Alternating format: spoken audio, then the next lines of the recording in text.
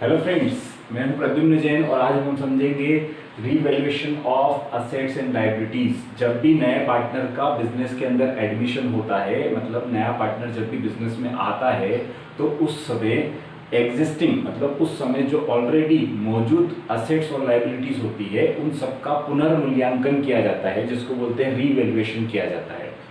क्यों किया जाता है? क्योंकि जिस डेट पर नया पार्टनर आया है, बिजनेस या सारे पार्टनर्स ये देखना चाहते हैं कि आज की डेट में उन असेट्स और लायबिलिटीज की वैल्यू क्या है, और उस असेट्स और लायबिलिटीज से जो भी प्रॉफिट या लॉस होता है वो लोग शेयर कर लेते हैं। कौन शेयर करता है? एग्जिस्टिंग पार्टनर ही शेयर कर लेते हैं, क्योंकि वो सारा असेट्स एंड लायबिलिटीज का जितना भी नफा और नुकसान है, जिसको बोलते हैं प्रॉफिट या लॉस, उन सब पे हक किसका होता है? ओल्ड पार्टनर्स का हक होता है, नए पार्टनर का हक नहीं होता है। ठीक है, तो जब भी कोई नया पार्टनर आता है तो उस समय सारी असेट्स एंड लायबिलिटीज का रीवैल्यूएशन किया जाता है, पुनर्मूल्यांकन किया जाता है।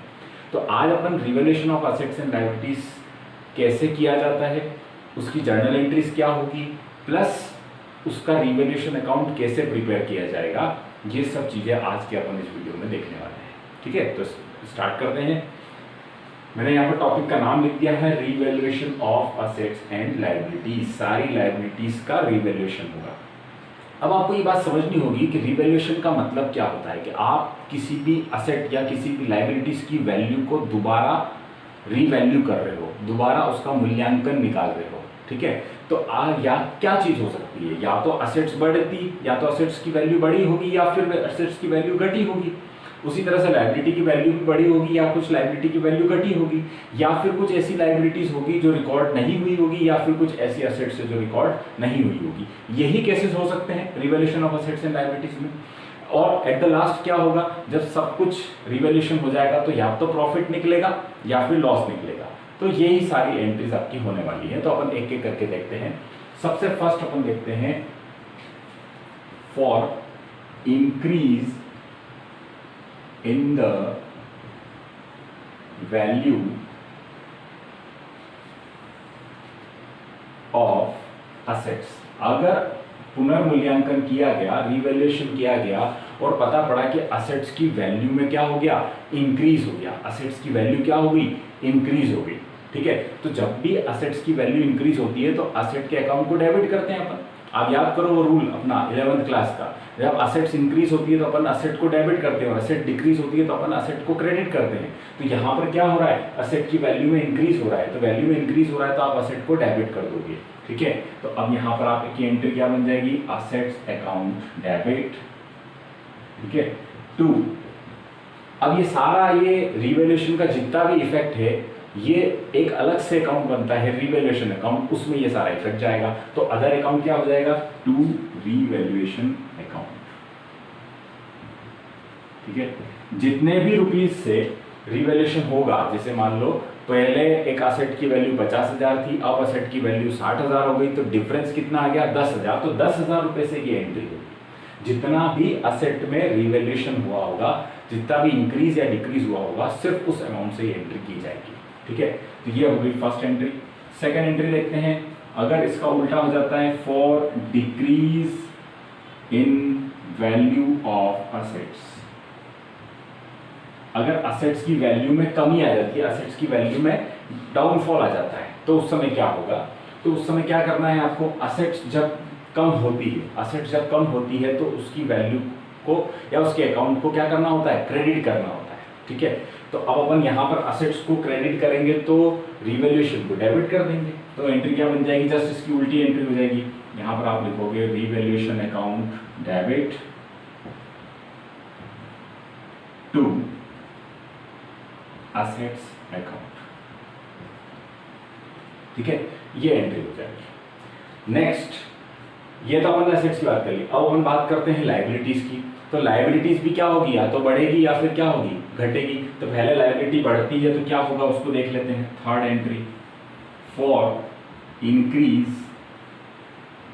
इन value of liabilities.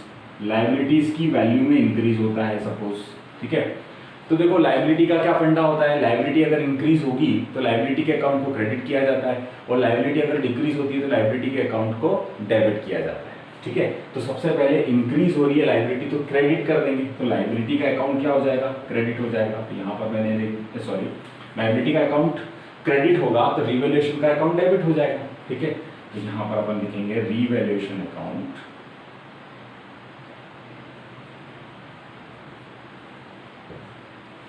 Debit to liability account, ये अपन ने एंट्रीज कर देंगे। अगला केस आएगा, अगर लाइबिलिटी की वैल्यू में कमी आ गई, डिक्रीज हो गई लाइबिलिटी की वैल्यू, तो आपको क्या करना है, तो डिक्रीज होगी तो अपन क्या करना है, यहां लिखेंगे fourth entry for decrease in value of liabilities.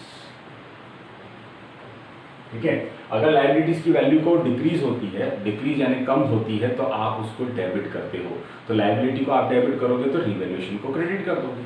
ठीक है, तो यहां पर आप क्या लिखोगे, liabilities account debit to revaluation account. ठीक है, नेक्स्ट, अब ऐसी कोई असेट्स थी जो अभी तक बुक्स ऑफ अकाउंट्स में रिकॉर्ड नहीं हुई है ना, जो रिकॉर्ड होनी रह गई है, जिसको बोलते हैं अनरिकॉर्डेड असेट्स। तो ऐसी कोई अगर असेट्स आएगी तो उसको भी रिकॉर्ड करना पड़ेगा। तो ऐसी कोई अनरिकॉर्डेड असेट्स है जो अभी तक बुक्स में नहीं थी, जो अब आई, तो उससे क्या होगा, असेट्स इंक्रीज होगा। असेट्स जब इंक्रीज होता है तो असेट के अकाउंट को डेबिट करते हैं। ठीक है, तो अब अपन क्या करेंगे यहाँ पर, फॉर अनरिकॉर्डेड असेट्स, अगर अनरिकॉर्डेड असेट्स होगा तो क्या करना है। ठीक है, तो क्या करोगे, असेट के अकाउंट को डेबिट करोगे, या फिर आप ऐसा भी लिख सकते हो, unrecorded assets account debit, unrecorded assets account debit to revaluation account. ठीक, अगला, अगर कोई ऐसी लाइबिलिटीज है जो अभी तक रिकॉर्ड ही नहीं हुई, ऐसी अनरिकॉर्डेड लाइबिलिटीज है, तो जो लाइबिलिटी अभी तक रिकॉर्ड नहीं हुई, जो बुक्स में नहीं आई है, तो मतलब वो अब नहीं आ रही है। तो जब भी नई लाइबिलिटी आएगी तो लाइबिलिटी क्या होती है, इंक्रीज होती है, और जब भी लाइबिलिटी को इंक्रीज किया जाता है तो लाइबिलिटी को क्रेडिट किया जाता है। तो अगर लाइबिलिटी को क्रेडिट करेंगे तो रिवैल्यूएशन को डेबिट करना पड़ेगा। तो एंट्री क्या हो जाएगी, फॉर अनरिकॉर्डेड लाइबिलिटीज। ठीक है, यहां पर आप क्या लिखोगे, revaluation account debit to unrecorded liabilities account. ठीक है, ये एंट्री हो जाएगी अनरिकॉर्डेड लाइबिलिटीज की। नाउ अब आपको क्या करना होगा, ये सब होने के बाद या तो प्रॉफिट निकलेगा या फिर लॉस निकलेगा। ठीक है, तो जो प्रॉफिट होगा वो भी ओल्ड पार्टनर्स में ओल्ड रेशो में बढ़ जाएगा, और अगर लॉस होगा वो भी ओल्ड पार्टनर्स में ओल्ड रेशो में बढ़ जाएगा। तो अब उसकी एंट्रीज करते हैं अपन। तो मैं यहाँ पर इधर का वाला सेक्शन को रब कर देता हूँ। ठीक है,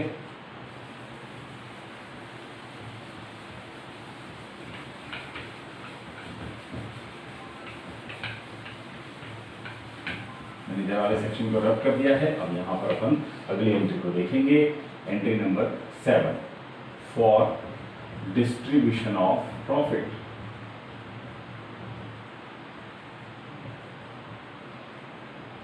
ठीक है, प्रॉफिट को डिस्ट्रीब्यूट करेंगे तो उसकी एंट्री क्या होगी, देखो, जब भी प्रॉफिट बढ़ता है, प्रॉफिट जब भी बढ़ेगा पार्टनर्स कैपिटल अकाउंट में, तो पार्टनर्स के कैपिटल अकाउंट क्रेडिट होंगे। ठीक है, तो पार्टनर्स के कैपिटल अकाउंट क्रेडिट होंगे तो रिवैल्यूएशन अकाउंट का डेबिट हो जाएगा। ठीक है, तो आप यहां पर क्या एंट्री करोगे, रिवैल्यूएशन अकाउंट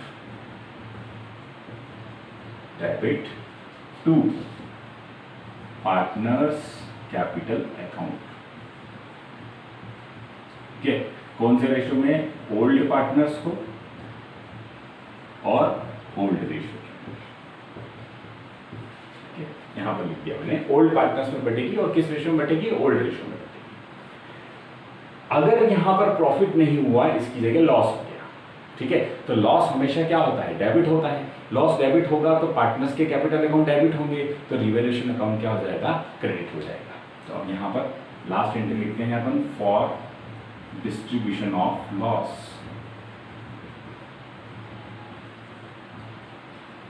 ठीक है।